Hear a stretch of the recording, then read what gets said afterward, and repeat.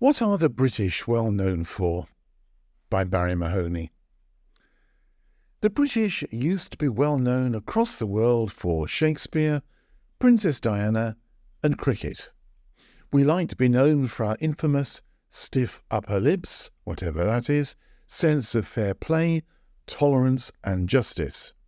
Many, mostly older people, still like to revel in the days of empire and the enlightenment that is brought to the world, whilst conveniently forgetting the evils of slavery, repression, and imposition of alien values upon people across the world. No doubt we all have an image of what Britain and its people stand for, although younger members of society are developing rapidly different views, which is very welcome in a fast-moving modern world. After living as an immigrant in Spain and the Canary Islands, I've come to a view which many will regard as unreasonable and non-liberal, that British citizens should first pass an intelligence test and secondly a test in basic good manners before they're granted a British passport. Many immigrants like myself and the majority of British holidaymakers are appalled by the attitudes and behaviour of a small minority of British holidaymakers. Over the years, we've become familiar with the chancers who claim to have had valuable items stolen on holiday and attempt to claim the proceeds from the insurance company.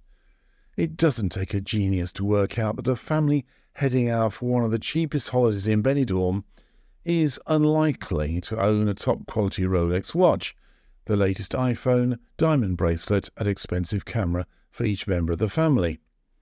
Unfortunately, the Spanish police are now much more rigorous investigating such claims, and offenders are likely to be arrested and prosecuted for fraud.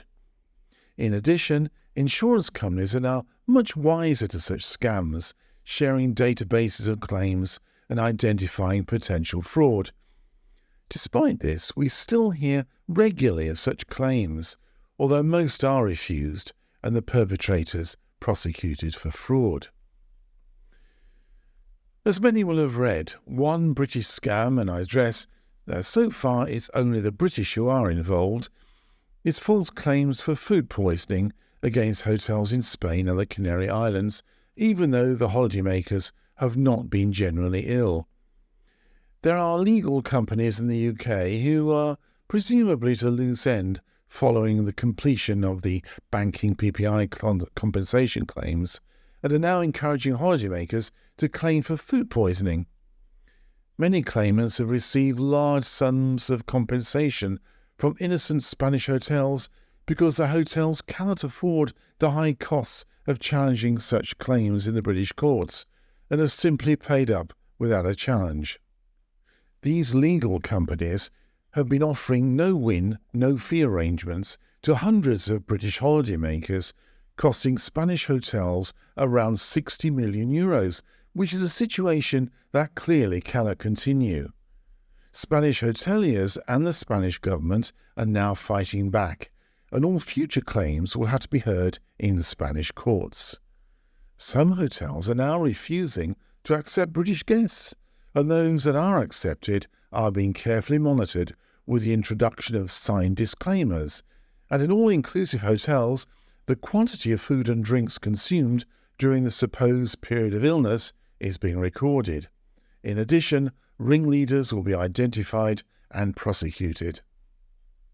It was good to read this week that 2 British people were arrested by the Guardia Civil in Mallorca for trying to persuade tourists to make fraudulent claims while staying in the resort Alcudia.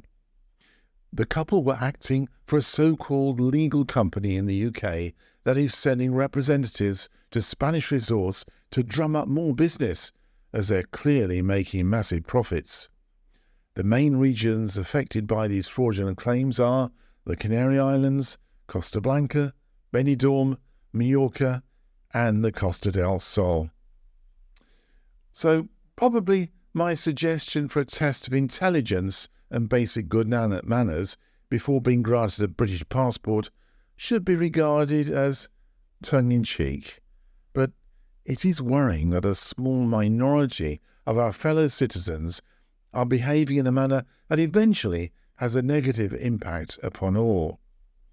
I suspect that if the question is currently asked about what the British are known for, it will no longer be Shakespeare, Princess Diana, and cricket.